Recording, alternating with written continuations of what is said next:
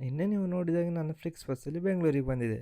So ಬೆಳಗ್ಗೆ ಬೇಗ ಅಕ್ಕನ ಮನೇಲಿ ಇಳ್ಕೊಂಡು ಅಲ್ಲೇ ಫ್ರೆಶ್ ಅಪ್ ಆಗಿ ಅಲ್ಲೇ ತಿಂಡಿ ತಿಂದು ಸಂಜೆ ಮೇಲೆ ಫ್ರೆಂಡ್ ರೂಮಿಗೆ ಹೊರಟೆ. ಸೊ ಫ್ರೆಂಡ್ ರೂಮಿಗೆ ಹೊರಡೋಕ್ಕಿಂತ ಮುಂಚೆ ಅಲ್ಲಿ ನನ್ನ ಮತ್ತೊಬ್ಬಳು ಫ್ರೆಂಡ್ ಸಿಗ್ತಾಳೆ ಅಂದಳು.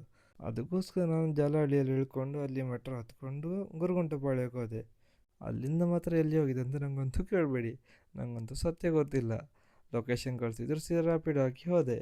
ಬಿಕಾಸ್ ನಾನು ಬೆಂಗಳೂರು ತಿರುಗಾಡಿದೆ, ಬಟ್ ಅಷ್ಟೊಂದು ತಿರುಗಾಡಲಿಲ್ಲ. ಸೊ ಕೆಲವು ಏರಿಯಾಸ್ ಎಲ್ಲ ಮಾತ್ರ ಗೊತ್ತುಂಟು. ಸೊ ಅದಕ್ಕೋಸ್ಕರ ರ್ಯಾಪಿಡೋ ಮಾಡ್ಕೊಂಡು ಊರಿಡೀ ತಿರುಗಾಡಿದೆ ಲೊಕೇಶನ್ ಹಾಕ್ಕೊಂಡು. ಇನ್ನು ಈ ಬೆಂಗಳೂರಲ್ಲಿ ನೋಡ್ಲಿಕ್ಕೆ ಖುಷಿ ಆಗ್ತದೆ ಟ್ರಾಫಿಕ್ ಇದ್ದರೂ ಗಾಡಿ ಮೂವ್ ಆಗ್ತದೆ ಸ್ವಲ್ಪ ಆದರೂ. ಇನ್ನು ನೀವು ಉಡುಪಿ ಕಾಲ್ಸಂಗ ಸೈಡ್ ಬಂದು ನೋಡಿ, ಅಲ್ಲಿ ಟ್ರಾಫಿಕ್ ಬಿದ್ದರೆ ಮಾತ್ರ ಗಾಡಿ ಮೂವೇ ಆಗೋದಿಲ್ಲ.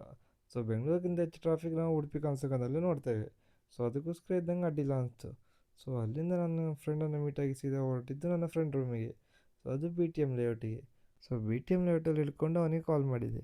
ಸೊ ಅವ ಬಂದು ಪಿಕ್ ಮಾಡ್ಕೊಂಡು ಹೋದ. ಇನ್ನು ಮುಂದೇನಾಯಿತು ಅಂತ ನೋಡಲಿಕ್ಕೆ ಫಾಲೋ ಮಾಡಿ ಆಯಿತಾ.